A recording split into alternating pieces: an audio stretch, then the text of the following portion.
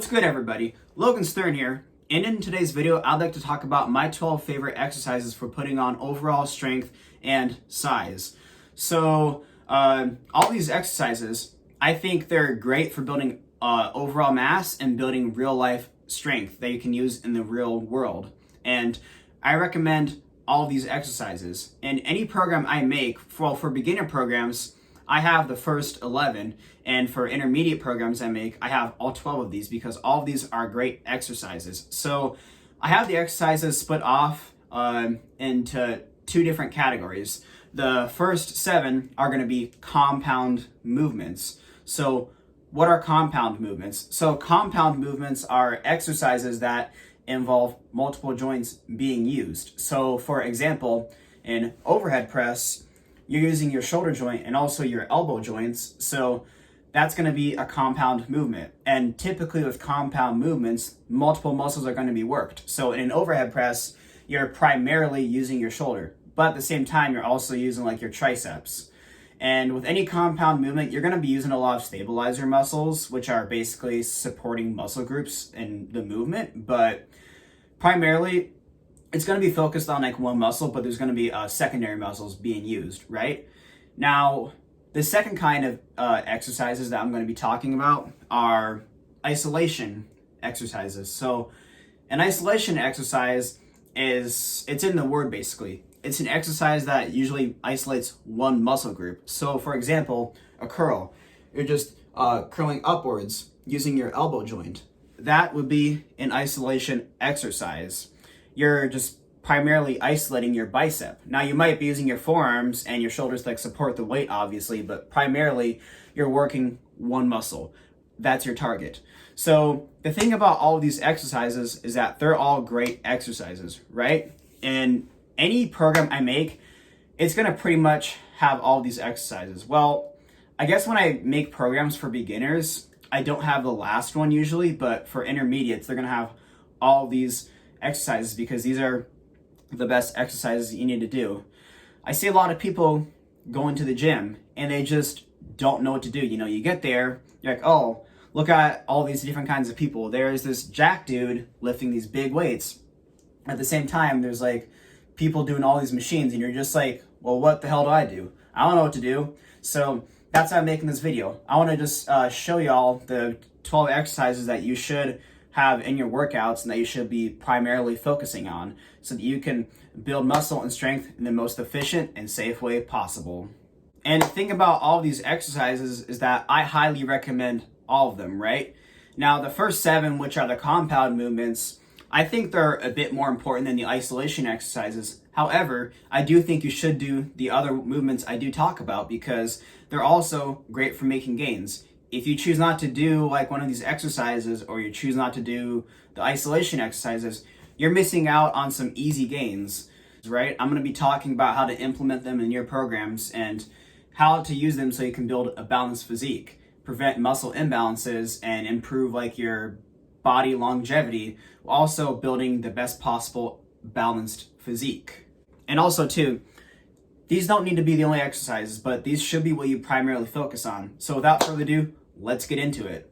Okay, so the first exercise that I want to talk about is going to be free weight bench presses. So essentially horizontal bench presses with free weights. So that can include like a dumbbell bench press or a barbell bench press. So whichever variation you choose to do, it depends on what you prefer personally, like your personal preferences and what your goals are. If you're powerlifting, obviously you want to do barbell bench press. If you're bodybuilding, you can switch them up because the muscle activation can be a little bit different. Now, I prefer barbell because I find it easier to progressively overload, and I just think that it's easier to progressively overload on it, and I also just enjoy the movement itself. But the reason why I want to be using a free weight to bench press with is because it's best for building the most real life application strength. Because in real life, you're not going to be pushing weight on a plane in a machine. You're going to be pushing it a free weight in real life, right? So the bench press primarily works your chest, right? But it also works your shoulders and your triceps too. So It's overall, I would say it's the best exercise for building your pushing strength because it basically uses all your pushing muscles and you're using it kind of works your entire body, but primarily it works your chest, secondary, shoulders, and triceps. And I think, this should always be one of the first exercises you do in a push workout. And it is probably the most popular exercise too. Everyone goes to the gym. If you see someone big, you always ask, how much can you bench? How much can you bench?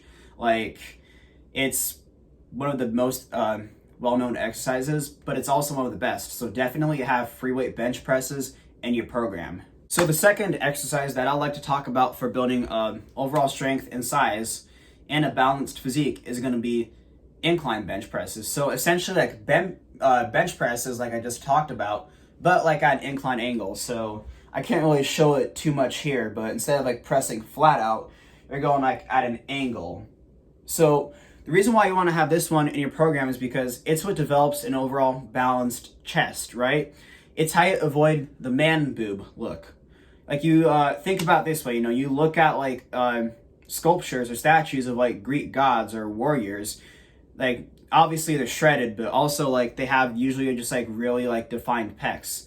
The way you achieve that look is by developing the upper portion of your pec. And what incline bench presses allow you to do is it allows you to really focus primarily on the upper portion of your chest, which gives that more masculine look to your chest and also creates that popping effect.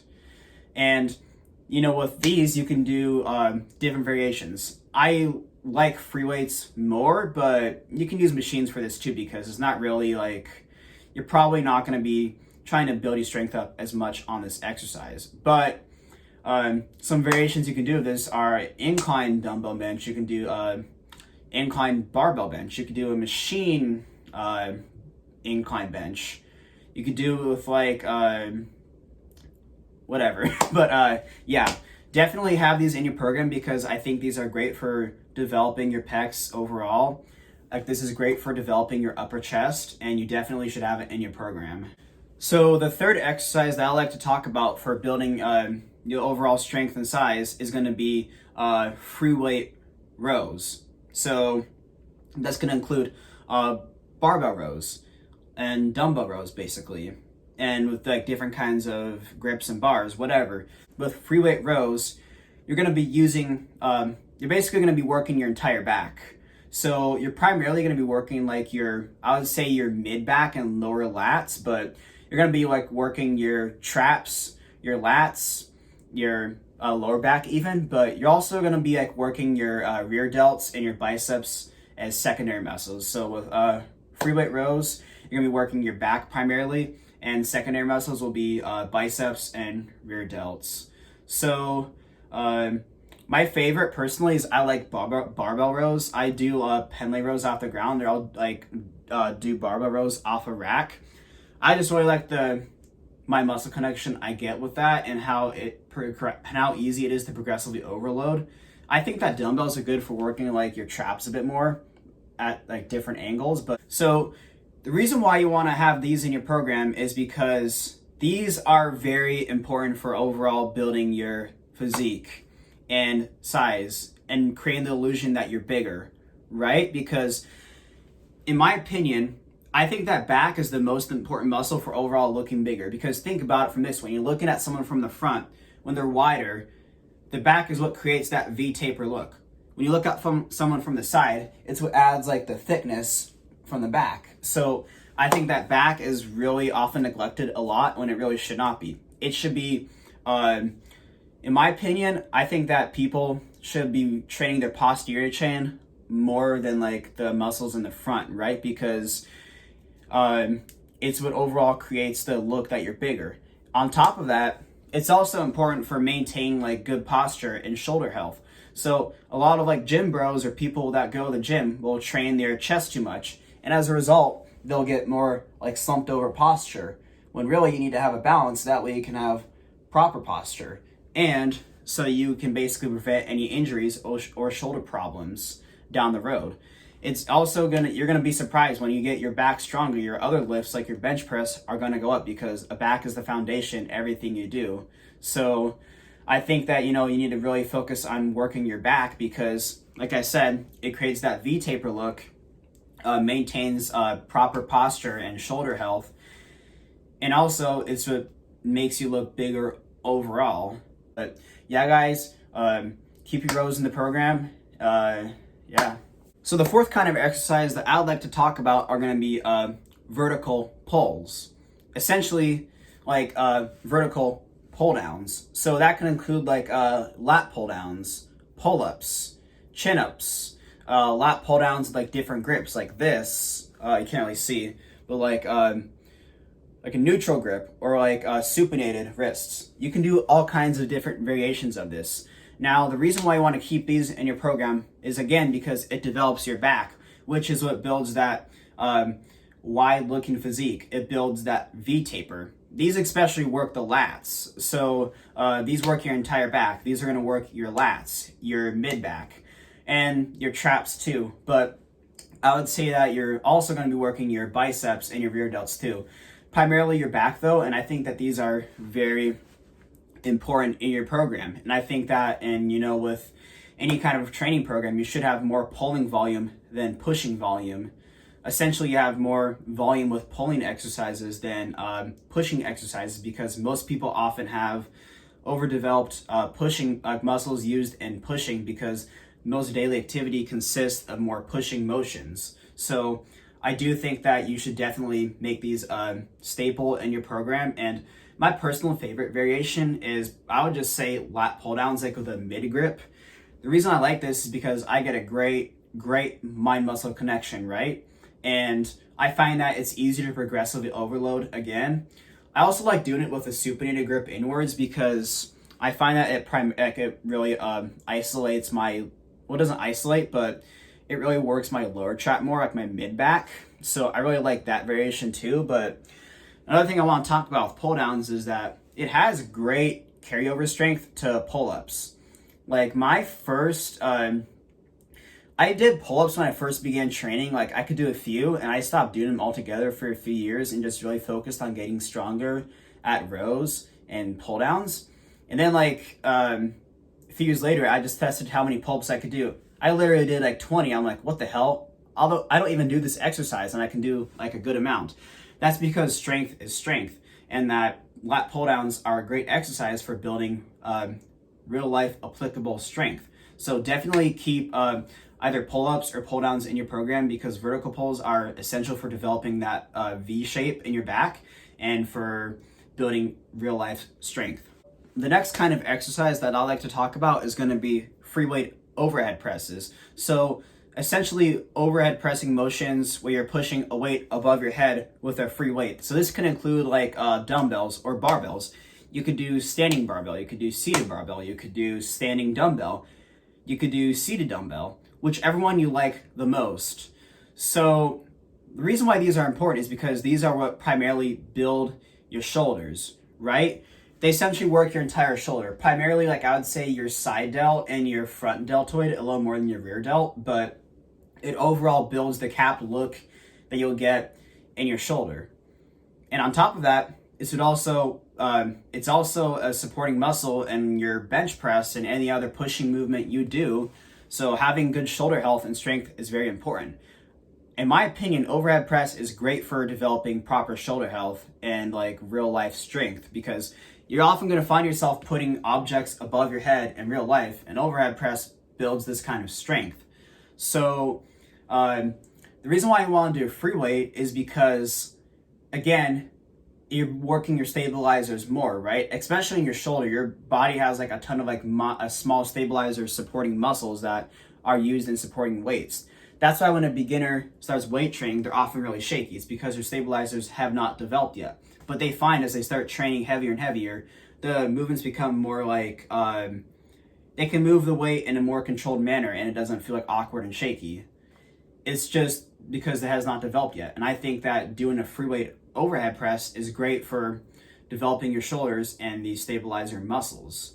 And do not neglect these guys because I did this my first few years. And as a result, what I did is I would just focus on chest and back.